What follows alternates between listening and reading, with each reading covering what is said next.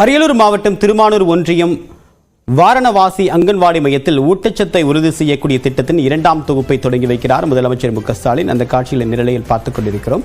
விவரங்களோடு நிகரானுடைய செய்தியாளர் கலைவாணன், இந்த திட்டத்துடைய சிறப்பு என்ன? இந்த திட்டம் எதற்காக நடைமுறைப்படுத்தப்படுது?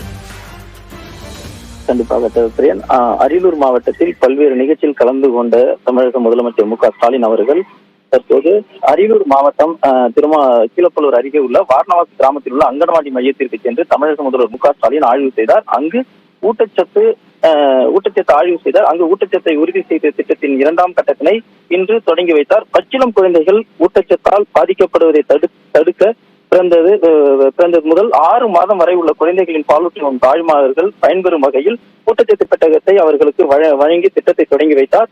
இத்திட்டத்தின் மூலம் தமிழகத்தில் உள்ள 76,705 தாய்மார்கள் பயன்பெறுவார்கள். ஒருங்கிணைந்த குழந்தைகள் வளர்ச்சி பணிகள் துறை சார்பில் செயல்பட்டு ஊட்டச்சத்து உறுதி செய்யும் திட்டம் இன்று 2ஆம் கட்டமாக தமிழகம் முழுவதும் முதல்வர் மு.க.ஸ்டாலினால் தொடங்கி வைக்கப்பட்டுள்ளது. அங்கன்வாடி மையத்தில் அமைக்கப்பட்டிருந்த ஊட்டச்சத்து கண்காட்சியும் பார்வையிட்டார்.